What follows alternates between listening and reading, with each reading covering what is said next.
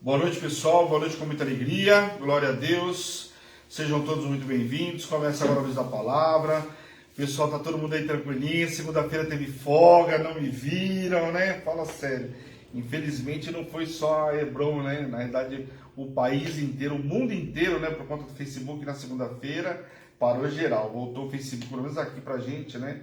Aqui no Brasil, acredito que geral, né? Voltou, acho que era por volta de umas 15 para as 8. Então, segunda-feira não tivemos a luz da palavra, todo mundo de folga, né? Fala sério. Mas hoje estamos de volta. Hoje a gente termina o livro de Esdras. Comentei com vocês, né, que hoje era para a gente terminar o livro de Esdras e começar Neemias. Então hoje a gente termina o livro de Esdras, né? Capítulo 8, 9 e 10. Na segunda-feira a gente entra em Neemias. Vamos ver Neemias aí até o finalzinho do mês. E o último, acredito que na última semana do mês de outubro, a gente vê o último capítulo, os últimos capítulos de Neemias. Vamos ver Malaquias, um programa só, a gente vê Malaquias, que é um livro curtinho. E aí, estamos de férias, entre aspas, né? Nós vamos ter alguns programas em novembro. A apóstola já falou, vai ser um programa no outro formato aí da Luz da Palavra. E eu acredito que vai ser alguma coisa de perguntas e respostas. Aí vocês vão entrar ao vivo com a gente, não sei ainda, a apóstola não me deu detalhe. Mas eu acredito que, no caso da Luz da Palavra, deva ser alguma coisa assim, né? Eu ainda brinquei com ela que não é fácil, né? Vim aqui, vocês perguntam o que quer e eu tenho que me virar para responder. Mas, vamos ver como que vai ser isso aí, né? Então a gente vai estar anunciando para vocês até o final do mês. Mas em outubro a gente fecha o Velho Testamento, pessoal. Importante, começou aí 2 anos aí vendo o Velho Testamento. Começamos em Gênesis, fomos lendo todos os livros aí. Só não vimos Salmos, né, Provérbios e Lamentações de Jeremias, né? O restante a gente foi vendo todos os livros aí. E estamos terminando, então, Malaquias aí no final desse mês. Amém? Então, agora o livro de Neemias também é tranquilinho aí, vai na mesma batida de Esdras. Lembrando que nós estamos vendo uma ordem cronológica de acontecimento, então muito mais fácil. Olha, eu vou falar para você, eu tenho certeza que quem assistiu a Luz da Palavra esse ano, somente agora nos últimos meses, essa parte Esther, Neemias, Esdras, a pessoa começa a entender um pouco mais da história. Facilita muito a ordem cronológica. Então eu acho que para quem não viu aí, perdeu, entra lá no nosso canal do YouTube. Lembrando que o canal do YouTube, toda a programação da igreja lá, da igreja está lá, separada por playlist. A Luz da Palavra, Alimento Diário às Nações, Culto de Domingo, Famílias Conectadas, Santa Ceia, Prefiro Crer, toda a programação da igreja está no canal do YouTube. Só que lá no canal do YouTube você não vê nada ao vivo, lá tudo fica depois gravado. Então acabou o programa, o apóstolo já lança lá, tem o carinho de colocar lá. Então, tudo você que quiser saber da Hebron está lá, ok, pessoal? Não esqueça de compartilhar, em nome de Jesus, vai compartilhando, entrando e compartilhando aí, amém? Pessoal da rádio, boa noite com muita alegria. Pessoal da rádio, se quiser entrar em contato conosco, né? Porque no Face aqui fica gravado o número da igreja. O número da igreja é 11 970 13 8161. Repetindo, 11, São Paulo, né? 970 13 8161. Se você quiser pedido de oração, né? Ou qualquer outro tipo de dúvida, pode entrar em contato com a gente no WhatsApp da igreja, amém? Abra a Bíblia então de vocês em Esdras, capítulo 8. Hoje são 3 capítulos e a gente vai terminar então o livro de Esdras, tá bom? Vamos ler aí o finalzinho. O que a gente viu semana passada? O profeta Ageu, Zacarias foram lá e botaram a obra, fizeram a obra voltar, né? Ou seja, a obra tinha ficado parada por aproximadamente 17 anos, né? A obra do templo ficou parada. O profeta Ageu chegou lá, chamou o povo para a realidade, exortou, pegou um pouco pesado com o povo, porque precisava chamar o povo para a realidade, e fez a obra voltar, né? E aí começa aí ele, o profeta Zacarias, e aí a gente viu aí capítulo 5, 6, 7, como que conseguiu o decreto, lembrado? Como é que foi a semana passada? Como que eles embargavam? Mandavam uma história lá, né, lá para cima, uma carta falando, olha, os hebreus isso, isso e isso, mas não contava a história toda. E agora não, o que aconteceu? Mandou-se uma carta para lá e foram verificar de fato o que tinha acontecido com a história. E viram que tinha um decreto de Ciro realmente dando poder, né, aliás, orientando para que fizesse a construção do templo. Então, agora o rei fez o quê? Também deu um decreto, um outro decreto em cima de Ciro, reafirmando o compromisso do que tinha que se fazer. E aí ele fala, além do decreto, fala, olha, conforme foi falado por Ciro lá, tem que contribuir, ele falou inclusive até as ofertas, holocaustos, tudo tinha que entregar era para o governador, né, no caso o da província lá, fornecer tudo que precisasse, não só custear os holocaustos, mas também custear a obra. Então aí a obra volta a pleno vapor. Amém? Então vamos ver capítulo 8 aí, lista dos que voltaram em Esdras. Aqui as listas, pessoal, nós vamos ver que tem... Opa! Um pouquinho aqui que a minha Siri, ela está querendo trabalhar. A minha assistente, ela está querendo trabalhar, né? Fazer a minha parte ela não quer, né? Pessoal, o que acontece? A lista, nós vamos ver que tanto Esdras como Neemias, eles relatam uma lista. Eu vou estar trazendo detalhe, de uma lista para outra tem alguns detalhes importantes de nomes, né? A gente vê ao longo da Bíblia que alguns que escreveram, uns são mais detalhistas, outros nem tantos. Você quer ver um exemplo clássico? Nós vamos ver no Novo Testamento. Nós temos 4 evangelistas ali, cada um, né, escrevendo a história de Cristo segundo a ótica de Lucas, né, o que Lucas sabe, o que Marcos sabe. Tem livros que foram baseados no que o outro escreveu, o que ele tinha de informação, então é diferente. Então você vê às vezes uma mesma história sendo contada por 3 e às vezes não bate, né? Eu estava vendo uma ministração que a gente estava falando essa semana, eu não trouxe no programa porque o programa é diferente, o programa Alimentar as Nações não é para ficar levantando polêmica de datas, né? À luz da palavra, não. E lá estava dizendo, olha, a transfiguração, em 6 dias aconteceu isso. 2 livros falam que foram 6 dias, no outro livro já fala que foram 8. Então, por que o cara tem a diferença? Então o cara vai falar, talvez o cara relatou desde o dia que começou a subir, até descer. Então tudo isso tem detalhe. E é isso que o Luz da Palavra vai buscar para trazer o detalhe para você. Então as listas têm diferença, eu vou estar citando o porquê que isso aí. Às vezes não está o detalhe todo em Esdras, está em Neemias. Então quando chegar lá eu vou detalhando. Tá bom, pessoal? Isso é importante. Vamos ler o versículo 1, então, do capítulo 8. São esses os cabeças das famílias, com as suas genealogias, e os que subiram comigo da Babilônia, no reinado do rei Artaxerxes. Então vamos lá, aqui vai começar a relatar aqueles que subiram, então aqui, né, já com Esdras, lembrando, Zorobabel, veio uma leva com Zorobabel, uma com Esdras, e depois a gente vai ver Neemias, né, mas Neemias é uma outra situação. Mas aqui tem pessoas importantes que foram com Zorobabel, começaram a construção, com Esdras já vem para cuidar do que? Da parte espiritual. Lembrando que Zorobabel, quem que era Zorobabel? Governador, nesse momento governador somente de Judá, levantado pelo rei para tomar conta de Judá, responsável pela obra para a construção. E aí nós temos o profeta Josué, o sacerdote, né, o sacerdote Josué, que veio cuidar da parte espiritual. E agora estamos vendo que vem Esdras, né, aí já para cuidar o quê? Da lei, para que o povo lembrasse da lei, e para que a lei fosse praticada, e em todos os cuidados, não só para com o terceiro, mas para com a própria pessoa. Amém? Então nessa lista, 12 famílias são representadas por seus chefes e é dado o número de homens de cada uma delas. A soma dos chefes de famílias que acompanharam Esdras de volta para Jerusalém foi de 1496. Você vê que muitas listas, até quando se levanta o censo, nos milagres do Novo Testamento, você vai ver lá que falam homens, tinha 5.000 homens, fora mulheres e crianças. Por que muito se fala do homem? Não era preconceito? Não era preconceito. É porque o homem você tinha uma mão de obra, então você contava o homem porque o homem significava mão de obra. Né? Tanto que um casal que tivesse homem, que não tivesse homem, tivesse só mulher, como é que era? Lembra as filhas de Zelofiades? Não foram lá clamar pelas terras? Por quê? Porque o pai não tinha um homem e o pai morreu e agora elas queriam terra também. E aí foram clamar a Moisés orou e o Senhor mudou a lei lá para elas, dando direito para elas. Mas o que acontece? A mulher era completamente diferente naquela época. Então, a Bíblia você vê que vai relatando os homens. Então, obviamente, a grande maioria aqui tinha suas esposas e mais filhos, né, nos seus novos aí. Esdras então manda buscar os levitas. Vamos ler do versículo 15. Eu não vou relatar aqui, eu não estou lendo, pessoal, e estou pulando, por quê? Aí vai relatando o nome deles. São 12 famílias, vai relatando o nome de cada um. Acho que aí, quem quiser saber os nomes de cada um, está aqui separado. Mas são 12 famílias, né, vieram ao total de 1496 homens, ok? Então vamos lá. Depois Esdras mandando buscar o quê? Os levitas. Vamos ver o que aconteceu aqui. Versículo 15. ajuntou-se perto do rio, que corre para a alva, onde ficamos acampados 3 dias, passando uma revista ao povo e aos sacerdotes, e não tendo achado nenhum dos filhos de Levi, enviei Eliezer, Ariel, Semaias, Eunatã, Jaribe, Enatã, Natã, Zacarias, Mesulão, os chefes, como também a Joiaribe e a Enatã, que eram sábios. Enviei-os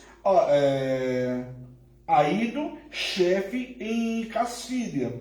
Por que ele mandou aqui? Porque ele passou ali, fez um pente fino e olhou que não tinha levitas.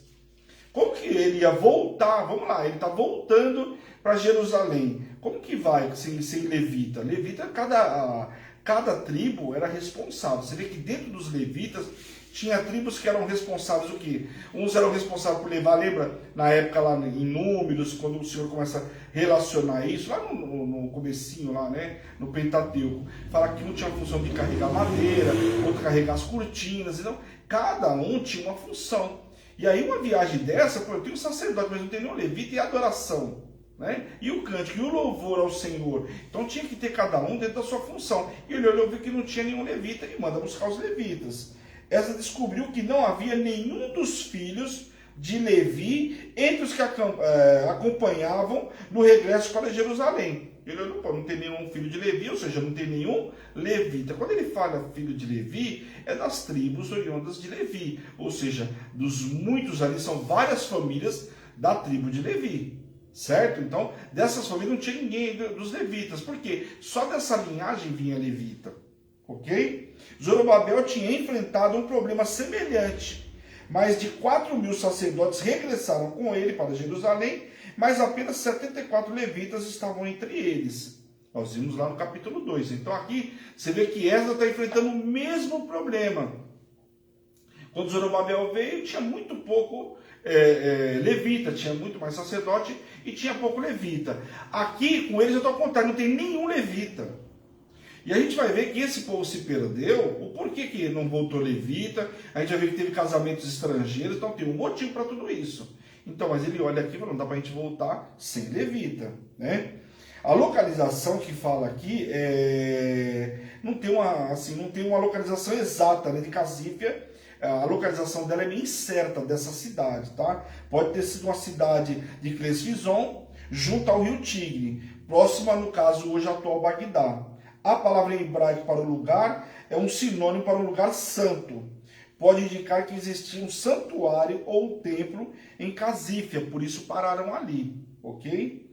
Na estrada para Jerusalém, a enorme caravana de judeus teria sido um alvo fácil para os ladrões. Sabendo que os que regressavam precisavam de ajuda do Senhor, Esdras apregoou ali um jejum como símbolo de sua submissão ao Senhor. Então o que acontece? Essa viagem não é uma viagem de um mês. Tinha viagens naquela época de uma cidade para outra, como era o caso aqui da Babilônia voltando, né, ali de Suzã, voltando aí no caso para Jerusalém. A cidade demorava 8 meses uma viagem, 6 meses uma viagem. Vai depender se tinha muitas mulheres, se tinha crianças, se tinha muito carruagem.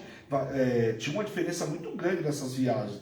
Você vai ver que tem viagens que relatavam que demorava 8 meses, por quê? Vinha com muito material. Outras não, era um pouco mais rápido, mas não fugia muito disso, né? Então o que acontece? Ele falou, e corria risco nessas viagens. Por quê? Nas viagens que tinha os caras, os comerciantes, ladrões e coisa e tal. E quando voltaram, a gente vai ver que não voltaram de mão vazia. Então era ser uma caravana dessa aí voltando com mulheres, mesmo que tivesse um monte de homem, era uma caravana fácil de um ataque. Até porque tinha mulheres envolvidas no meio, tinha crianças que não podiam lutar. Para persuadir o rei a deixá-lo regressar para Jerusalém, Esdras tinha falado com o governante sobre a força e a ira de Deus. Então ele falou muito do poder de Deus para que o rei liberasse ele para voltar. Então, o que aconteceu aqui nessa passagem? Olha que interessante. Ele falou tanto de Deus, que Deus tinha autoridade, que fazia acontecer. Como que ele chega agora e fala assim, tudo bem, me dá uns 10 oficiais para ir comigo, porque é perigoso. Mas e o seu Deus? Você não falou que o seu Deus faz e acontece? Olha a situação que ele estava aqui. Então a gente vê que a Bíblia, ela vai contando história, tem um porquê, tem detalhe. Por isso que eu falo, um ponto e uma vírgula faz uma diferença enorme. O cara tinha acabado de falar que Deus fazia e acontecia. Agora ele chegava e falava assim, me dá armamento, me dá um monte de oficial para ir. O cara falava assim, mas o seu Deus não sabe de nada? Você acabou de falar que seu Deus fez isso, aquilo, outro. Pede para o seu Deus. Então o que acontece? Aqui Esdras se sentiu constrangido. Não tinha como ele falar com o rei. Lembra que Neemias fez diferente? Pega o livro de Neemias, Neemias vai lá para o rei, quando o rei pergunta que ele está triste, ele conta a história e fala para ele, me dá carta, me dá alguns homens aí, me dá madeira, me dá isso. Ele não voltou sozinho. Mas aqui no caso de Esdras, não. Esdras tinha vendido, né? Como a gente fala no ditado, ele vendeu o peixe muito bem. E agora, como vai falar que a história não era bem assim? Então era bem difícil. Então Esdras tinha falado muito bem e tinha falado com relação à ira de Deus. Então, quando o escriba recebeu a permissão real para retornar, envergonhado de pedir uma escolta armada, o que ele fez? Teve que se virar do jeito dele. Entretanto, tempos depois, a gente vê que Neemias pede uma defesa militar para o seu regresso em Jerusalém. O que ele faz? Então ele vai apregoar o quê? O jejum. Já que eu não posso pedir um armamento, que eu vou buscar? Eu vou buscar a direção de Deus, eu vou buscar a segurança de Deus. Afinal, como eu contei, só o que sobrava para ele, para todo o povo, vamos jejuar, vamos orar atrás dos levitas para que a gente possa seguir a viagem. Bem? E a entrega das contribuições aos sacerdotes. Vamos ler o versículo 24 e 25. Então separei 12 dos principais, isto é, Serebias, Asabias e 10 dos seus irmãos. Passei-lhes a prata, o ouro e os utensílios que eram a contribuição para a casa do nosso Deus, a qual ofereceram o rei e os seus conselheiros e os seus príncipes e todo o Israel que se achou ali. Então o que ele fez? Olha lá. Ele está voltando, só que ele estava levando prata, ouro, aquilo que o rei tinha ofertado para levar para Jerusalém, para ajudar na construção, para colocar no templo, os príncipes, né, aqueles que tinham condições que entregarem o próprio povo de Israel. Porque lembre-se, nem todo mundo voltou da Babilônia. Alguns resolveram ficar na Babilônia. Só que alguns desses também ofertaram para que fosse enviado para a Babilônia, para Jerusalém. Porque lembra que ele falou que não ofertar, o chicote vai estralar. Então tinha o quê? Eles estavam voltando com ouro e prata. Então ele agora tem que pegar uma estratégia, porque tem que proteger o ouro e prata. Uma viagem desse tamanho, como eu falei para vocês, não era tão simples assim. Então eles partiram, né? Antes de partir, ele entregou a carga, né? Às vezes entregou a carga e os objetos de valor a 12 pessoas. Embora o versículo 24 registre que Serebias, Asaías e com ele 10 de seus irmãos, como sacerdotes, o versículo 18 indica que eles eram levitas. Então você vê que ele entregou aqui para os levitas. E a gente sabe que os levitas eram inclusive responsáveis de levar o quê? A Arca da Aliança. Lembra quando foram pegar a Arca da Aliança lá? Davi, quando assumiu, foi buscar a Arca da Aliança, que os filisteus tinham roubado a Arca da Aliança, Saul não se preocupou. Daqui a pouco a Arca da Aliança começou a matar um monte de gente dos filisteus. O que os filisteus fizeram? É uma batata quente, está aqui, ó, leva embora. E aí foi parar na casa de Abinadab. A aliança ficou lá por 20 anos, a Arca da Aliança. Davi foi buscar a arca. Aí o que acontece? Abinadab falou, vai com meus filhos aí e leva a arca. Colocaram a arca no carro de boi. Lembram? E aí quando o carro de boi ia tropeçar lá, Uzá foi e botou a mão na arca para a arca não cair. Nisso que ele botou a mão na arca, o Senhor acendeu-se a ira do Senhor e consumiu ele na hora e ele morreu. E aí Davi com medo não quis levar a arca. Senhor, por que Deus matou o cara, consumiu? Gente, uma coisa que me está escrito. Aquilo que o Senhor falou que vai fazer, Deuteronômio, capítulo 28, do versículo 1 ao 14, são as bênçãos. Deus vai fazer as bênçãos que está escrito lá. Do versículo 15 até o final, até 64, 70 e pouco, o que acontece lá? Tem as maldições. As maldições também vão acontecer, assim, fruto da desobediência, essa é a palavra certa, né? Maldição. Ali você vai colher o fruto da desobediência. Se você desobedeceu, vai colher também, querido. É ali que certo.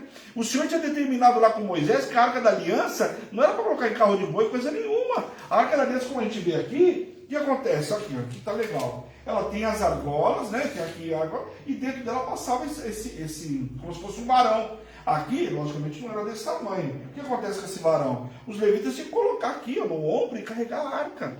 Não era para colocar em carro de boi, coisa nenhuma.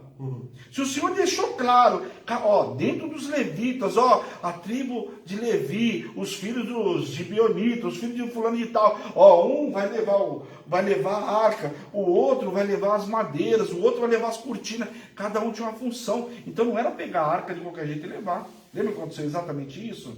Senhor era detalhista. Era detalhista. Então ali morreu. Princípios espirituais. Aí o que aconteceu? O princípio espiritual tem que ser respeitado. E aí o que acontece ali? Era ordenância, né? O que acontece? Foi parar na casa de Obed-Edom. Não vou entrar no detalhe porque não é a ministração de hoje, né? O que eu estou ensinando. Mas só para você entender o quê? Que aquilo que ele fez, ele separou então o ouro, a prata e entregou para os levitas. Os levitas vão levar. Amém? Esdras seguia a lei que ensinava que os sacerdotes tocariam objetos sagrados e que os levitas os carregariam, conforme está lá em Números capítulo 3. A prata e o ouro e os utensílios, um talento equivalia a cerca de 35 quilos de prata, como fala aqui. Então tinha muito ouro e muita prata. Então, como ele entendeu o quê? Nós estamos falando de coisas consagradas. Ali não era nada deles, era tudo do Senhor. Então, o que ele entendeu? Eu vou colocar, gente, o quê? O levita que tem que tocar naquilo que é consagrado. Lembra que Neemias, quando foi ameaçado, o que o cara falou assim? Aí ele encontra um sacerdote e fala para ele, então faz o seguinte, vamos se esconder dentro da casa do Senhor. Ele sabia que ele não podia dentro da casa do Senhor. Não naquele local, na câmara de suprimento. Ele sabia que ele não podia se esconder ali. Por quê? Porque não era qualquer pessoa que entrava. Lembra quando, né, provavelmente quem viu na novela sabe, não era qualquer um que entrava no santo do santo. O cara podia entrar lá dentro da tenda, tinha cada etapa, era um que podia entrar. Até o sacerdote chegou a acordo. Até o sacerdote ainda ficava com o sininho, se o cara tivesse em pecado, era consumido na hora. Então Esdras estava voltando, estava voltando para Jerusalém, justamente para consertar, já vai começar errado. E ele fez, não, vou entregar para os levitas. Então não dá para fazer a obra do Senhor, lembre-se, meia boca, relaxadamente. Por quê? Aí vai lá para Deuteronômio 28, da parte B para frente. Vai colher o fruto da desobediência. E aí custou a vida de usar. Deus queria punir ele? Mas está errado. Podia ser levita, podia ser quem for, está errado, querido. Davi, que é Davi, quando errou com Betseba, não pagou o preço? Ué. Os 650 talentos de prata pesavam aproximadamente 25 toneladas. Tá entendendo por que eu falo que a viagem não era tão simples assim? Os caras estavam levando, não tinha caminhão, não tinha uma empresa lá do apóstolo Fábio, nem do Arnaldo, para carregar nos bitrem, não. Pelo contrário. Esses camaradas estavam fazendo uma viagem aqui, com muita quilometragem, só que o quê? Um carro de boi. Olha só como é que era, levando o quê? 25 toneladas. Ouro, prata e utensílios. Os 100 talentos de ouro pesavam mais de 3 toneladas. Olha só, esses números não incluem os outros números de objetos de valor e excelente talento artístico. Então estão falando um pouco de ouro, um pouco de prata, fora as outras coisas. Mas era comitiva, hein? Era uma comitiva. Está parecendo a rainha de Sabá chegando lá para Salomão, né? Presta atenção, então não era coisa pouca que eles estavam levando. E outra, as estradas lá, não pensa que o cara pegar uma estradinha, né, assim, não, o negócio era bem diferente. Vamos lá, chegada em Jerusalém, vamos ler o 31 e 32 aí. Partindo do rio Ava, no dia 12 do primeiro mês, a fim de irmos para Jerusalém, e boa mão do nosso Deus estava sobre nós, e livrou-nos das mãos dos inimigos e dos que nos armavam ciladas pelo caminho. Chegando a Jerusalém, repousamos ali 3 dias. Você vê que ele falou que o Senhor livrou ele de ciladas no meio do caminho. Por quê? Muitos vinham saquear o povo no meio do caminho. Ainda mais com o tanto de ouro e prata que esse povo tinha. Fala sério. De acordo com Esdras, capítulo 7, versículo 9, aqueles que regressaram começaram sua jornada no primeiro dia do primeiro mês. De acordo com o versículo 15, eles acamparam junto ao rio durante 3 dias. Porém, esse versículo registra a partida no dia 12 do primeiro mês. Essa diferença aí, ou discrepância, como queira, de datas, pode ser explicada da seguinte maneira. O povo começou a reunir-se junto ao rio no primeiro dia do mês. Porém, durante os 3 primeiros dias, Esdras descobriu que não havia nenhum levita entre os viajantes. Então, durante os outros 8 dias seguintes, Esdras alistou os levitas e rogou ao Senhor uma boa jornada e confiou a importante carga dos viajantes aos sacerdotes e levitas. Então, às vezes de um capítulo para outro tem diferença. Olha só o detalhe que eu estou trazendo para vocês. Às vezes de um capítulo fala que saiu no tal dia, no outro já está falando que saiu em outro. Por quê? Quando o cara começou a escrever lá, vamos sair hoje. Aí foi lá verificar, não tinha levita. Então, para um pouquinho, vamos alistar os levitas. Então, por que no próximo capítulo tem diferença? foram conseguir só sair tal dia. É igual a gente, eu vou viajar domingo, né? Não é assim? Parece aí, Bruno, nosso programa vai viajar às vezes na sexta, sair no sábado, sair no domingo. Por quê? Porque a nossa missão não é uma missão simples. E nem sempre ele consegue sair no dia que quer. Ainda mais quando o senhor fala, não vai domingo, vai hoje. Aí mudou tudo, né? Então, tem tudo isso. Assim eles partiram, então, no 12º dia. Sob esse ponto de vista, a viagem para Jerusalém começou no dia 1º do mês, quando o povo deixou suas casas na Babilônia. O grupo partiu no rio no dia 12, ou seja, no 1º mês. Então começaram a se preparar, mas saíram efetivamente nessa data.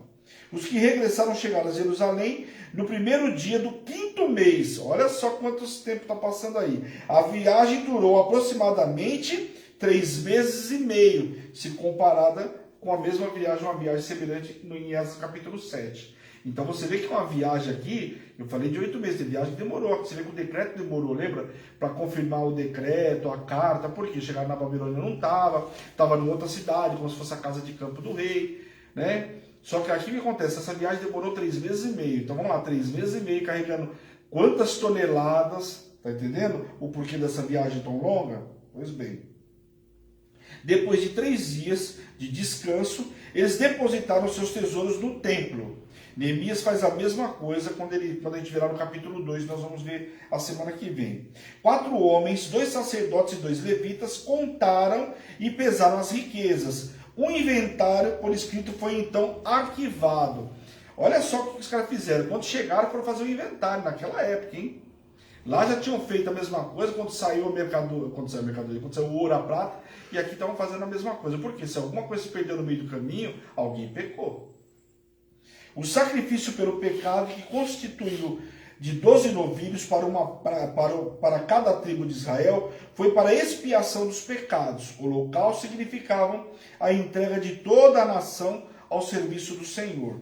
As ordens do rei foram a autorização para Esdras administrar a lei judaica entre o povo judeu da província, os satrapas, né, que eram como se fossem os governadores ali de cada província, ou protetores do reino, né, eram indivíduos de alto nível que governavam sobre as ordens do imperador em várias regiões do império. Então era, como que eu sempre falo, tem o presidente, governador e prefeito. Então era distribuído aí, por quê? Porque eram muitas províncias, não tinha como o cara cuidar de um lugar só. Você imagina, como eu falo sempre do rei Assuero, 127 províncias, era terra para chuchu. Tanto que quanto tempo demorava para circular uma carta lá, né? E olha que diz que os persas eram muito hábeis nisso, né? Capítulo 9, oração de confissão de Esdras. Vamos ler o versículo 1 e 2 aí. Acabaram, pois, essas coisas, vieram ter comigo os príncipes, dizendo: o povo de Israel e os sacerdotes, os levitas, não se separaram dos povos de outras terras com suas abominações, isto é, dos cananeus. Quem que eram os cananeus? Lá os babilônicos, lá, né? Os caldeus, né? Dos hebreus, dos heteus, dos ferezeus e dos jebuseus, dos amonitas, dos moabitas, dos egípcios e dos amorreus. Ou seja, eles não se separaram de todos esses povos. O que o Senhor tinha dado por lei para esse povo lá? Vamos voltar um pouquinho lá no comecinho da lei. Eles não tinham que casar com um estrangeiro. Quando Josué foi conquistar as terras, o Senhor deixou bem claro, era para matar os camaradas, era para tirar o poceiro de lá, não era para deixar o poceiro. A terra era dele, tinha que eliminar todo mundo, por quê? Se isso continuasse, deixasse alguém viver, ia virar contaminação. Por quê? Automaticamente o cara ia casar com uma mulher estrangeira e ia começar a adorar outros deuses, que foi justamente o que aconteceu. E muitas vezes alegada pelos reis ou por quem conquistava, o que era? Ah, mas deixa eles aí, vão ser escravos da gente. Não ser escravo coisa nenhuma, vinha contaminação. E aqui, naturalmente, que eu falei para vocês que não tinha nenhum levita agora há pouco. Quando passou lá no meio não tinha nenhum levita. Por quê? Porque esse povo começou a casar com mulheres estrangeiras. Foram para a Babilônia, chegou lá, se misturou com a Babilônia não era ruim nem nada. Satanás não vai dar algo que não seja gostoso para você, você acha? Satanás vai dar chuchu para você, para te tentar? Lógico que não, vai trazer uma picanha, né? Escorrendo sangue. Isso sim faz vontade. Então o que acontece? O povo se misturou. Só que esse povo aqui que eu estou falando para vocês são autoridades espirituais que não poderiam se contaminar. Não só o povo, mas aqueles que tinham responsabilidade de advertir o povo, não estavam dando exemplo. Então Esdras voltou agora o quê? Para corrigir tudo isso. O estudo e registro dos capítulos indicam que isso aconteceu mais de 4 meses entre o capítulo 8 e o capítulo 9. Então você vê que a viagem e a situação que está acontecendo no capítulo 9 agora, eles chegaram e foram, né, se limpar, se purificar aqui, foram 4 meses desse inteirinho aí. Por quê? Foram levantar, foram acampar, foram se instalar. Presta atenção. Pois Esdras chegou no primeiro dia do 5º mês e depositou o tesouro no templo no 4º dia do 5º mês. Então foram organizar todas as coisas do templo e aí Esdras vai agora cuidar da parte espiritual. O templo já tinha sido construído, ok? Beleza. A reunião que ocorreu logo após o relatório do líder foi no 12º dia do 9º mês. A entrega das ordens reais ao governador regional, pode ter levado semanas ou até meses entre as informações ali sobre as províncias e aquilo que deveria ser tomado de medidas. Esdras não só entregou o decreto, como assegurou o apoio dos governadores do rei. Foi após Esdras entregar o decreto e retornar para Jerusalém que recebeu o relatório dos príncipes. Então você vê que ele chega, ele traz um decreto. Olha, eu viajei até aqui, tem um decreto do rei, o rei me autorizou a vir, o rei falou para vocês, inclusive, o seguinte, que é para vocês fornecerem tudo que precisar de recurso, de dinheiro, para fazer a obra, para cuidar disso, para entregar holocaustos ao Deus, ao nosso Deus. Por quê? O rei também não queria implicação com o nosso Deus. Não que o rei adorava o nosso Deus, adorava vários outros deuses, né? Esse povo naquela época lá, persa, babilônico, né, o grego, enfim, todos eles antes adoravam vários deuses. Então eles entregavam oferta para todos eles porque não queria ter complicação. E aqui, como eles tinham visto tudo que Deus tinha feito, não queria complicação com Deus. O que ele fala? Entrega lá o holocausto e ora, né, pela minha família, pela família real aqui. É assim que eles resolviam o problema. Os líderes e o povo de Israel falharam em permanecerem separados dos gentios que viviam na terra. O mesmo tipo de problema ocorreu na época de Zorobabel. Zorobabel também teve o mesmo problema, por quê? Porque o povo se contaminou também. A mesma dificuldade de Zorobabel quando chegou e encontrou, do povo totalmente contaminado, por causa desses casamentos, Esdras estava encontrando agora a mesma coisa. Lembra que eu falei para vocês que não era só os caldeus que estavam na Babilônia? Tinha amorreu, tinha Egito, tinha um monte de coisa. Quando a Babilônia enfrentou Jerusalém, que botou fogo, levou todo o povo lá para a Babilônia, não foi só a Babilônia, não foi só Jerusalém, não foi só Judá. Eles começaram a pegar povos vizinhos. Tanto que teve uma das rebeliões que teve em Jerusalém, porque tinham feito um cerco a Jerusalém, o Egito queria se levantar os povos lá, parece que queria ajudar Jerusalém, Judá. E aí o que ele fala? Para todo mundo aqui, Nabuzaradã, vai lá e bota ordem no negócio. Então capturou vários outros. Não foi só o povo da Babilônia, o povo de Judá, foram outros povos também. Então levou todo mundo para a Babilônia. Quando chegou lá, tinha vários povos de um monte de gente. Sabe lá, tem de São Paulo, tem do Rio de Janeiro, tem de Minas, tem não sei de onde, tem de outro país. E aí foram se contaminando com tudo isso. E não podiam se contaminar. Não podiam ter o quê? Casamentos com estrangeiros, porque nasceu um povo misto. O samaritano até hoje tem tantos problemas com o samaritano, por quê? Justamente por causa disso.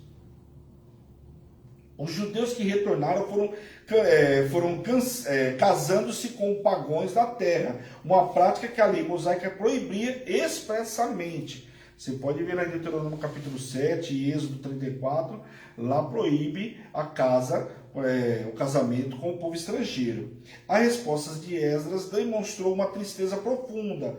Usando todos os símbolos que tinha disponível, ele representou a angústia que sentia. Rasgou suas vestes, arrancou os cabelos da cabeça e assentou-se atônico.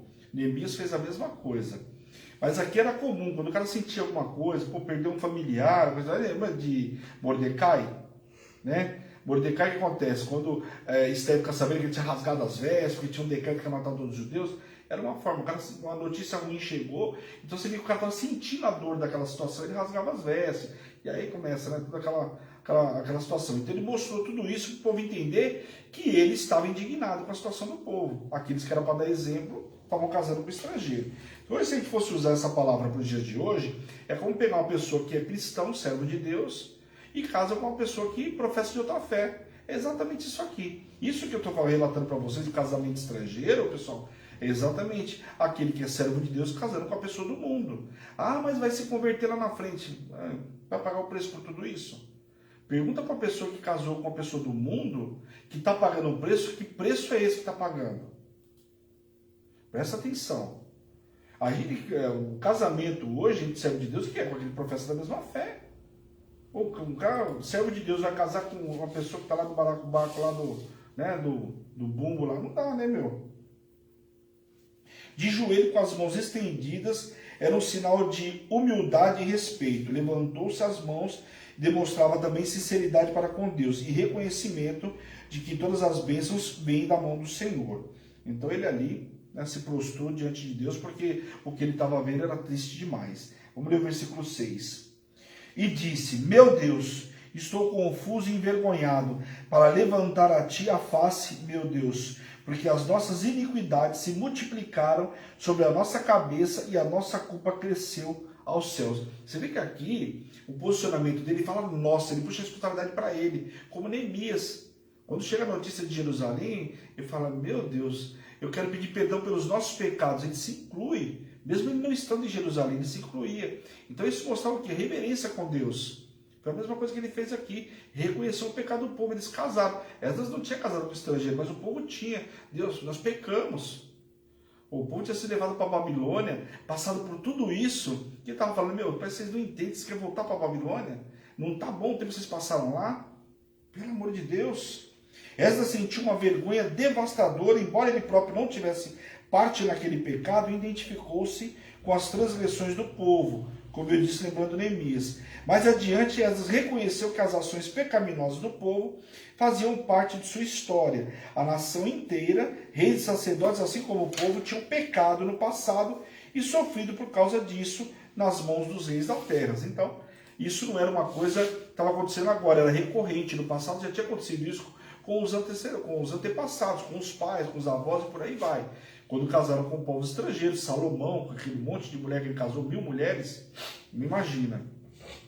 Esses casamentos, o que aconteceu com Salomão? Perdeu o reino. Por quê? Esses casamentos que eram político, visando lucro, visando aliança com outros reinos, casou inclusive com filha de egípcio. E o que aconteceu? Trouxe contaminação. Cada uma que vinha falava: ó, o meu Deus lá de brinde é isso aqui. Botava uma estátua lá na casa, no quarto dela. Então, quer dizer, o cara bem servia o Senhor lá no templo, e dentro da casa dele, nos vários quartos que tinha desse monte de mulher, cada uma adorando o seu Deus lá no secreto. Dá, né? Esse sofrimento incluía a espada, que era a perda da vida, o cativeiro, que era a perda da liberdade, e o roubo, que era a perda das posses, e a confusão do rosto, que era a perda da honra. Então o povo já tinha perdido tudo, né? A espada, né? Foram parar na Babilônia, perderam honra, perderam posses que tinham, então perderam tudo que tinham, mas parece que não foi suficiente. Deus sempre usará de misericórdia e não permitirá que o inimigo concretize todo o seu intento, mas da forma sobrenatural se levantará como um abrigo e livramento aos seus, restaurando o brilho nos olhos e dando vida ao fôlego, dando vida e fôlego, mesmo em meio à dor e à servidão. Tinha que resolver essa situação agora. Só que pensa que vai ser fácil para eles resolverem essa situação? Você casou com uma mulher estrangeira, sabe qual é a ordem? Manda a mulher embora. Lembra de Abraão que mandou Agar embora? Só que ela fácil, mandou com o filho embora? Ele foi falar com Deus, Deus falou assim: faz o que a tua mulher está mandando. Como que Deus mandou você casar, você se envolver com essa mulher? Falei para você que eu ia te dar um filho. Com as minhas palavras, tá? Não foi? Deus foi cada um filho para ele. Aí Sara falou: não, vai lá, dorme com Agar, porque eu não estou, né? Cadê o filho? Não vem, casa, vai lá e dorme com Agar. E Agar ficou grávida. Quando Deus segurou, o que o Senhor falou para ele? Faz o que a tua mulher está mandando, manda ela embora. E agora o que esse povo tinha que fazer? Mandar essa mulher embora. E aqueles que tinham filho já? Vamos ler versículo 10 e 12 aí. Agora o nosso Deus, a que diremos depois disso? Pois deixamos os teus mandamentos, está claro, e que ordenaste por intermédio dos teus servos e profetas, dizendo: a terra em que entrais para possuir a terra, imunda pela imundície de seus povos e pelas abominações que na terra e na corrupção encheram de uma extremidade à outra, por isso não dareis a vossas filhas, a seus filhos, e a seus filhos não tomareis pelos vossos filhos, e jamais procurareis a paz e o bem desses povos, para que sejais fortes e comais do melhor da terra, e a deixais por herança a vossos filhos para sempre. O Senhor tinha garantido que a terra ia ser para eles uma possessão eterna. Lembra que eu falei para vocês que a terra, o cara poderia até arrendar, eu uso arrendar para você entender, o cara poderia ficar pobre, arrendou a terra dele porque ele ficou pobre, não tem como manter a terra dele, ele arrendava. Mas no ano do jubileu, a terra era devolvida para esse camarada. Por que era para devolvida? O cara não quer perder a terra dele, não quer perder a casa dele. E isso é passar de geração em geração. E se o povo não tivesse perdido, hoje cada um de nós teria sua casa, segundo a lei de Deus. Já pararam para pensar nisso? Não era só para eles, não. Não era só para eles. Era para estar até hoje, era perpetuamente, cada um de nós teríamos nossa casa, que vinha vindo. E se a gente perdesse daqui 7 anos, voltava para a gente novamente. Só que o Senhor falou o que para eles? Não dê seus filhos para os estrangeiros, nem pegue as filhas do estrangeiro e dê para os seus filhos. Era só isso. E ponto, acabou. Simples, né? Parecia simples. A consciência dos próprios erros traz a cura. Esdras confessou os pecados da nação ao referir-se aos que os profetas tinham pregado. Os profetas que? Moisés, chamado de profeta em Deuteronômio, né? E Oséias. Eles proibiram o casamento de judeus com gentios. Lembrando que Oséias, profeta Oséias, o Senhor falou para ele, você vai lá e casa com a prostituta. Você quer entender a dor que é? O que o Senhor estava falando para ele? Eu dei de tudo para vocês, mas vocês preferiram se prostituir. Lembram do profeta Oséias? O que o Senhor estava mostrando para ele? Que a mulher, lá o que acontece? Mesmo que ele casando com a mulher e dava de tudo para aquela mulher, a mulher se prostituía, porque ela tinha um prazer na prostituição, não prostituía porque queria dinheiro. E o que o Senhor estava falando aqui, está nos mostrando, é exatamente isso. O Senhor nos dá tudo, a gente não precisa se vender para o diabo, não precisa se prostituir, o Senhor vai nos dar tudo. Mas então quando a pessoa entra nessa, fala que é por causa do dinheiro, não é por causa do dinheiro, é pelo prazer de fazer a coisa errada. O profeta Zé, imagina, casar com a prostituta para sentir a dor que o Senhor estava sentindo com o povo, para ele entender o que o Senhor estava falando. Muito sério, gente. Esdras não encerrou a sua oração pedindo perdão a Deus, mas declarando que o Senhor era justo, Israel era culpado e merecia qualquer juízo de Deus que Deus lhe dissesse. O Senhor teria sido justo ao destruí-lo, mesmo ao ponto de não restar nenhum remanescente, nem que escapasse. Quer dizer, se fosse olhar pelos pecados e Deus tivesse consumido todo o povo, ainda assim o Senhor estava sendo justo. Glória a Deus pelas suas misericórdias. Agora era tempo de recomeçar. Eles já haviam renascidos das cinzas, não poderiam continuar carregando os mesmos pecados que os levaram à ruína. Seria como ressuscitar, sendo a mesma velha criatura presa aos pecados. Quer dizer, o Senhor estava dando a oportunidade desse povo retornar. Agora o que acontece? Vamos se limpar de tudo isso, porque Deus está nos dando uma oportunidade. Então, estava renascendo. Não era para trazer os pecados tudo de volta. Então, vamos tirar a abominação do nosso meio. Essa é a parte mais difícil. Vamos lá, capítulo 10, o último capítulo. Os israelitas despedem suas mulheres etéias. Jesus, e agora? Vamos ler versículo 1. Enquanto Esdras orava e fazia confissão, chorando, prostrando diante da casa de Deus, ajuntou-se a ele e de Israel muito grande congregação de homens e de mulheres e de crianças, pois o povo chorava com grande choro. Lógico que chorava. Primeiro, pelo pecado que... Você imagina, o cara... É como se começasse a passar um filminho assim, falando assim, tá vendo aqui, ó? Deus falou para você não fazer isso aqui. Olha o que você fez. Tá parecendo a gente chega lá no dia do juízo, né? Chega lá e aí o Senhor fala assim, vamos ver quais são as suas boas práticas aqui. Ó, aperta o play lá, você fala, meu Deus, eu fiz isso, mas eu estava fazendo secreto. Não tem secreto, eu cuido do Senhor, né? Já pensou? Então aqui o que o povo estava sentindo? Era assim como Esdras estivesse passando um videozinho lá e contando tudo que eles tinham feito. E aí o povo, realmente, nós casamos com mulheres estrangeiras, realmente lá dizia que a gente não podia. Então, olha, nós estamos colhendo tudo aquilo, os nossos pais fizeram, nós estamos fazendo, acrescentando. Presta atenção. Uma grande congregação em Israel estava preocupada com o pecado no meio do povo. Então, enquanto Esdras se lamentou, orou e confessou, ele se ajuntou aos sacerdotes e chorou com um grande choro. Então todo o povo começou a chorar, porque entenderam o que tinha feito. Fazendo um concerto com Deus é estar ligado a Ele por juramento para fazer alguma coisa. Essa era a forma mais forte de compromisso que alguém podia fazer. Vamos ler o versículo 3 ao 5 aí. Agora, pois, façamos uma aliança, agora é hora do concerto, façamos uma aliança com o nosso Deus, agora que é o X aqui, ó, despediremos todas as mulheres e os seus filhos, segundo o conselho do Senhor e do que tremem ao mandado do nosso Deus, e faça segundo a lei.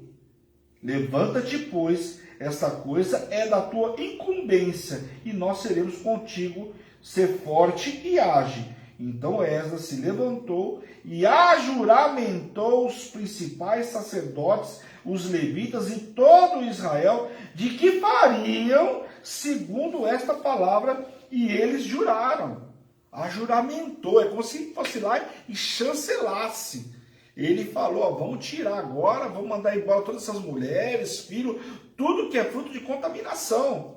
O povo chorou, os sacerdotes reconheceram que tinham feito. Não era só o povo, o sacerdote e levita também tinham casado aí, tinham feito arte. E juraram que ia obedecer. Então você imagina o grande choro, o cara chegar para a mulher lá, ó, você me desculpa, mas não podia ter casado com você. Pega o bacuri aí, ó, pega a criança aí com o meu brinco remelento e ó, zarpa, porque agora eu vou me limpar, vou ter um conceito com meu Deus. Já imaginou o que era isso? Até quando um dia eu estava ministrando sobre isso, eu falei até no mês que a gente estava no mês de Esdras, quando eu ministrei essa palavra, gente, não é que hoje você casou com uma mulher, a mulher ou o homem é de uma outra denominação, você vai agora, vou mandar embora de casa, vou fazer como fez aqui. Mas não podemos ser religioso. Lá, Paulo fala sobre uma outra situação. Casou, agora está casado, agora já foi feito. É diferente hoje, mas naquela época era assim que resolvia. Hoje você vai orar para esse abençoado se converter, esse abençoado se converter. Isso sim. Quem quer viver em novidade de vida precisa aprender a renunciar às suas vontades por amor a Deus. Jesus disse, se alguém quer vir após mim, a si mesmo se negue. Então tem que abrir mão do pecado. Mesmo em um casamento com estrangeiras, a mulher passou a ser uma com eles, porque quando há um casamento, quando a gente fala o seguinte para as pessoas, hoje os casais aí, o povo que está no mundo aí tem relações sexuais, dormiu com a mulher, teve relação a gente fala que é relação de sangue, porque fez um com ela. Então se aquela mulher fala que tornou prostituto, tanto um como o outro, é a mesma coisa um casal, servo de Deus, aí o homem ou a mulher resolve se prostituir, vai lá fora ter um outro relacionamento extraconjugal, está trazendo para dentro de casa e habilitando agora na esposa ou no esposo, vice-versa, aquele que traiu. Está tornando a mulher uma prostituta, porque o cara se prostituiu, vem para dentro de casa, tem relação com a mulher, está prostituindo ela. Sabia disso? E a mesma coisa, o inverso. Então é muito sério isso. E aí, vai lá em Deuteronômio 28 e fala, mas Deus vai pesar a mão, não pode. Não pode? Vai lá ver. E acha que, mas a minha mulher não descobriu hoje. A conta não é com ela, a conta é com o Senhor. O fruto do pecado, a semente que você colocou, você vai colher. Abrir mão dela seria sacrificar sua própria carne. Quando estamos dispostos a renunciar àquilo que mais nos custa por amor e obediência a Deus, somos fortalecidos e colocados em novos patamares. Não há plenitude sem arrependimento, seguido por renúncias, obediências, ou seja, senão Deus não muda. Amém? Observação. Joanã, como é falado aqui, é um nome comum, não é aquele mencionado em Neemias capítulo 6. Aqui fala de uma relação, vai passando alguns nomes, mas Joanã não é o mesmo camarada aqui, tá? Aí logo na sequência aí foi dado ao povo 3 dias para o comparecimento. 3 dias no comparecimento agora aqui para a reunião central. Prazo era para exigência razoável, porque para se chegar a Betel, demorava chegar a Betel. Quem vinha de Lod, fala da cidade de Lod, Jericó, não eram umas cidades tão perto assim. Então tinha que dar um prazo para todo esse povo chegar. Algumas das cidades judaicas mais distantes eram necessários 3 dias de viagem. Então foi dado 3 dias para todo o povo se congregar ali. Quem não comparecesse teria os bens confiscados. De acordo com a lei, o dinheiro da venda dos bens confiscados era direcionado para a casa do tesouro do templo, conforme Levítico 27, onde consagrado significa confiscado. Uma imensa multidão de judeus, não cabendo dentro da pequena cidade, ajuntou-se no espaço aberto que havia defronte da porta das águas, no extremo sudoeste do pátio, no templo, para ouvir a solenidade e a mensagem de Esdras. Isso no 9º mês, que é o mês do Quisleu, que corresponde a novembro e dezembro no nosso calendário. Porque o calendário deles é assim, do dia 15 de novembro até o dia 15 de dezembro. O calendário deles é diferente. Então o Quisleu está nesse período aí. É diferente do nosso, tá? Mas 2 fatores criaram muito desconforto entre o povo. Um temor esmagador da ira de Deus sobre a nação e outro sobre uma chuva torrencial que caracteriza o mês de dezembro em Jerusalém. Então o povo tinha um grande medo aí, primeiro o temor do Senhor e de não comparecer, né? O temor do Senhor, porque as chuvas torrenciais nessa época eram muito fortes, segundo os estudos. Esdras, de forma simples e resumida, confrontou o povo com seus pecados, indicando que essas novas ofensas, somadas às perversidades, extinguiam a vida da nação. Então presta atenção, tudo que já fizeram, somadas mais essas aqui, sabe qual é o destino de vocês, né? O sacerdote encorajou o povo a confessar-se ao Senhor e cumprir a lei. E com uma proclamação unânime, todo Israel concordou em fazer o que o profeta havia falado, ou seja, vamos despedir as mulheres. O povo enfrentou 2 problemas, eles eram muito numerosos, para que a averiguação fosse concluída em 1 dia ou até mesmo 2, quando é o que prometeram fazer, né? Segundo ponto era que o tempo não permitia que as pessoas ficassem em Jerusalém. Porque tinha que verificar se o povo trouxe, né? Se não, se o povo veio, se todo mundo veio, se todas as tribos estiveram lá, se todos colocaram realmente as mulheres para fora com as crianças e tudo mais. As que tinham viajado de muito longe não podiam ficar na cidade, vivendo e dormindo ao relento, durante aquele período de frio e chuvoso. Então foi pedido que a averiguação fosse organizada por seus príncipes. O que eram os príncipes? Eram os cabeças de cada tribo. Então, como não dá para todo mundo ficar ali por conta da chuva e coisa e tal, por isso que eu falo para vocês que os caras vão buscar o estudo. Por que o povo foi embora? Por que mandou fazer verificação não toda aqui, porque não ia dar para fazer, porque era muita multidão? Mandou ir até lá, justamente por causa dessas chuvas. Não tinha como o cara ficar lá, o cara não mora lá, veio, não tinha hotel, não era assim. Então, voltou e aí cada príncipe, né, chefe da sua tribo, ia ficar responsável de organizar lá. Moisés tinha feito isso lá atrás, lembra? Colocou 1000, né, um príncipe de 1000 lá para poder organizar. Ele não tinha condições o cara abria a tenda dele, tinha uma fila que ia daqui até na China, né, para ele resolver o problema. Já falou, pode parar, você não vai conseguir. O sogro dele chegou para ele, faz diferente. Bota cabeças de 1000 lá, o cara vão resolver os problemas mais simples eles vão resolvendo. E aquele que for mais complicado, trazer para você. E resolveu a vida dele. Então, aqui estão usando mais ou menos a mesma situação. 2 homens, com a ajuda de 2 levitas, discordaram do plano de Esdras. As razões para a oposição não são explicadas. Poderia ter surgido devido à solidariedade para com os lares, né, que estavam sendo ameaçados com a divisão, mas o que tudo indica, suas objeções não surtiram efeito. Suas oposições felizmente fracassaram, porque tentaram se opor ali, mas o que tudo indica não foi para frente. Se oporam com o quê? Com a destruição dos lares, né? Saindo mulher aí. Mesulão parece ser o mesmo homem que fez parte do grupo de sábios recrutados por Esdras. De qualquer forma, ele não é o mesmo homem dentre os ofensores arrependidos mencionados em Esdras 10. A listagem daqueles que tinham tomado esposas pagãs incluía 113 homens, a saber, 17 sacerdotes, 10 levitas e 86 cidadãos comuns. Olha quantos sacerdotes e quantos levitas tinham no meio desse povo que se contaminou.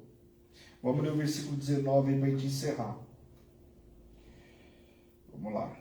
Com um aperto de mão, prometeram despedir suas mulheres e, por serem culpados, ofereceram um carneiro do rebanho pela sua culpa. Então está aqui, vão entregar ali a oferta pela culpa do que fizeram. Os israelitas concordaram em deixar suas esposas ilegítimas e ofereceram sacrifício de acordo com as exigências de Levíticos capítulo 5. Embora essa promessa e esse sacrifício sejam mencionados apenas em relação aos sacerdotes, parece que todos na listagem cumpriram os mesmos requisitos. Embora alguns deles tenham tido filhos com suas esposas pagãs, separaram-se delas mesmo assim. Isto foi mencionado para mostrar como essa separação foi cabal, sendo muito mais dolorosa do que se não houvessem filhos. E aí, só para uma comparação com Neemias 10, cerca de 30 anos depois, mostra que o mal não foi permanentemente eliminado. Longa associação com vizinhos pagãos tornou essa separação definida uma coisa difícil de entender para os judeus menos instruídos. Por quê? Neemias, 30 anos depois, vai enfrentar a mesma situação, sinal que o povo não entendeu. Amém? Glória a Deus, pessoal. Então isso assim a gente encerra então o livro de Esdras, amém? Glória a Deus, semana que vem a gente volta então com o livro de Neemias, livro de Esdras, quem tiver dúvida aí é só me chamar, eu estou à disposição. Amém? Queria agradecer a todos aí pela presença e bora orar. Feche seus olhos por um instante. Senhor, meu Deus e meu Pai, nós queremos te louvar, te glorificar, Pai, por esse momento na tua presença, Pai.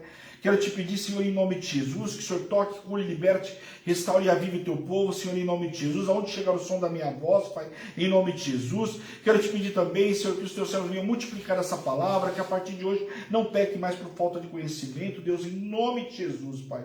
Quero te pedir, Senhor, e eu como servo e ministro do Senhor, envio eles com a noite extraordinária, debaixo de poder, unção e autoridade, em nome de Jesus. Amém? Essa é Hebron, Igreja Apostólica Internacional, a minha terra prometida, a sua terra prometida, a igreja que te ama e te faz feliz todos os dias. Um grande beijo, tchau, tchau, pessoal.